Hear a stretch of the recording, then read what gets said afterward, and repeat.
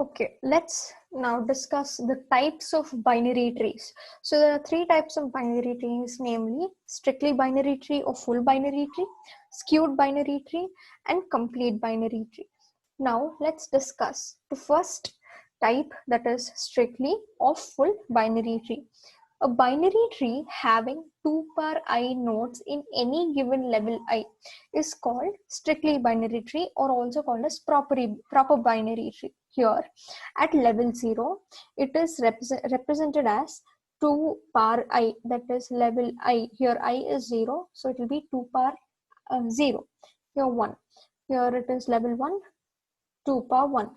Level 2, 2 power 2. It is represented in terms of 2 power I. This is called a strictly binary tree.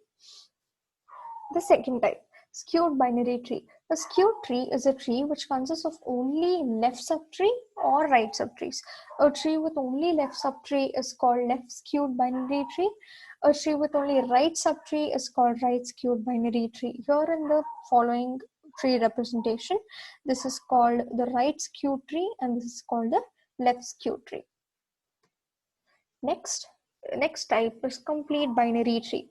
A complete binary tree is a tree in which every level except the last level is completely filled. And if the nodes in the last level are not filled, if it is not completely filled, then all the nodes in that level should be filled only from left to right. Observe this following example here. Here 7, that is the left side is filled, right side is empty, so it is from left to right. So first it visits the left node, left parent, the parent node has a child node, that is the left node is being settled. So next will be the right node is filled, then that is 4, then 6 is filled, then the left, then right, then it means it is filled from left to right. Next, we're going to discuss about binary tree representation. So there are two types of representation. It is represented in two ways, that is linked list representation and array representation. In linked list representation, we have three main fields, which is the info field, L link, that is the left link, and R link, that is the right link. So in info field, this field contains the actual information of the tree. Next, the left link, which contains the address of the left subtree, R link, which contains the address of the right subtree. So node can be represented using self-referential structure as shown. So here, struct node, that is you're creating a node, in that you're giving the fields info. You're creating a node which has L link and R link. Then you're closing the self-referential structure, which is named under the name node. A node is created, right? So the pictorial representation of a typical node in a binary tree is shown below. So address of the left, this is the main node, this is the info field, this is the R link, this is the L link. The information field is the node which has the information is stored in the info field. The R link has the address of the right subtree, and L link has the address of the left subtree. So this node consists of L link, info, and R link. So the pictorial representation of above node can also be written as shown. This is the information field, L link, R link, left subtree, right subtree, here as well. Next, it is in terms of array representation. So in array representation, a tree can be also represented using an array, which is also called a sequential representation, which is arranged sequentially. For example, here there is a tree which is named 0, 1, 2, 3, 4, 5, 6, which is named from left to right, and it is started from the root node. Here array representation, this is the array which has the indexes 0, 1, 2, 3, 4, 5, 6. Here at 0 index position it's A, at 1 it's B, at second it's C, and so on respectively. You fill in the array position. Here, if the position and the node is missing, you leave the array position to be empty. You skip and move. Here it is 0, 1, 2, 3, third node is missing. So the array, the index, the memory location will be left empty. So that will be 4, 5, 6. This is the order in which it will be stored. So there are few points which have to be focused on while filling the array. So the nodes are numbered sequentially from 0, that is 0, 1, 2, 3, 4, 5, 6. And the node with position 0 is considered to be the root node. If an index I is 0, it gives the position of the root node.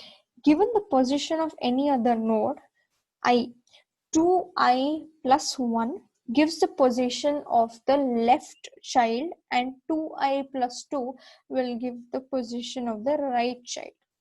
For example, here I is 2, 0, 1, 2, right? 2i plus 2, that is, for example, 2 into I is 3, right? I is 2, right? 2, 4 plus 1, 5, which gives F. Okay, that gives the position of the left child, right? So next, if I is the position of the left child, I plus 1 gives the position of the right child. If I is the position of the right child, I minus 1 gives the position of the left child. Given the position of any node I, the parent position is given by I minus 1 divided by 2. If I is odd, it points to the left child, otherwise it points to the right child.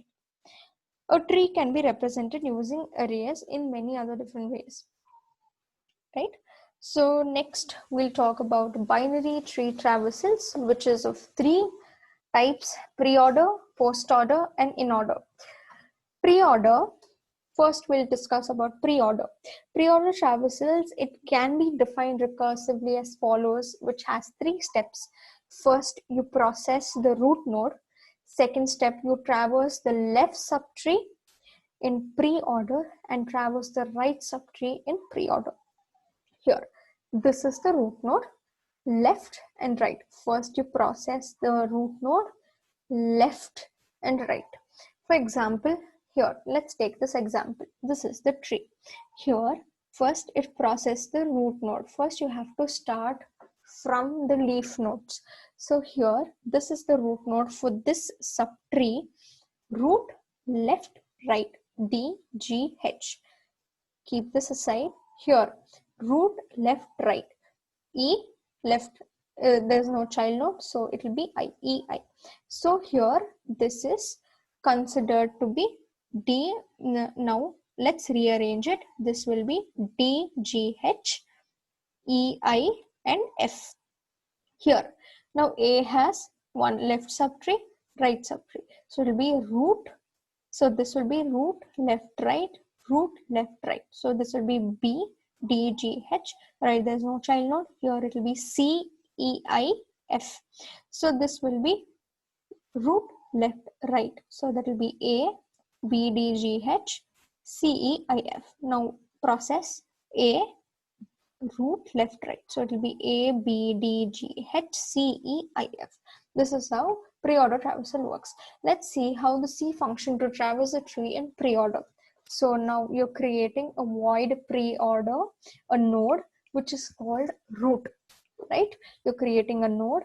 Now you're checking if there is any information in the root, if the root exists or not, if the tree exists or not. So first you're checking if root is null, you return, or else printf.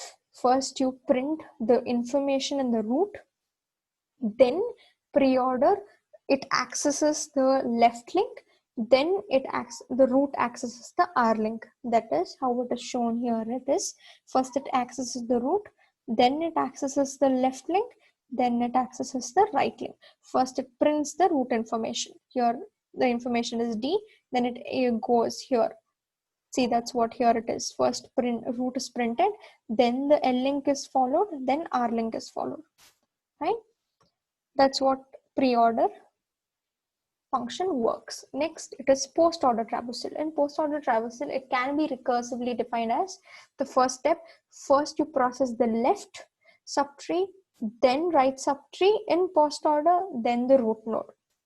Okay, here in the same example, first you're traversing the left subtree, that is G, H, D, left, right, root. Here, left is not there, right, root, IE. So this will be GHD, here IEF. So left, right, root, GHDB. Here there's this right root, so there's no right, so there will be B, here IEFC. So this will be renamed here. So that will be GHDB IEFCA, left, right, root. So let's see the C function. So the post order, you're creating a node which is called as root. So you're checking if the root exists, that is the tree exists or not. So if you're checking the information in root, if it's null, so you're checking root is null. If it is null, it will return. Then you see, first you print the root visits the left link, which is traversed in post order. Then it visits the R link. Then the root node, whichever information is available in the root will be printed. Next, we'll see in order traversal, it can be recursively defined as follows. That is, first it visits the left subtree, then the root, then right. It is L, N, R. Okay. Here in the example, first it will be left, root, right, G, D, H. There's no left, there will be E, I. So this will be here, G, H, D here, and E, I here. So, and F will remain the same. So this will be G, D, H, B. There's no right. E, I, C, F. So this will be renamed. So that will be G, H, D, B, A, E, I, C, F. This is how it is processed. So in what's the C function? So you're creating a node, root. If you're checking if it's null or not, if the root is null, it returns. Then first you go, the root visits the L link, then it prints the root information, the root node, then the information available in the root node, then it comes to the R link. All right. Thank you.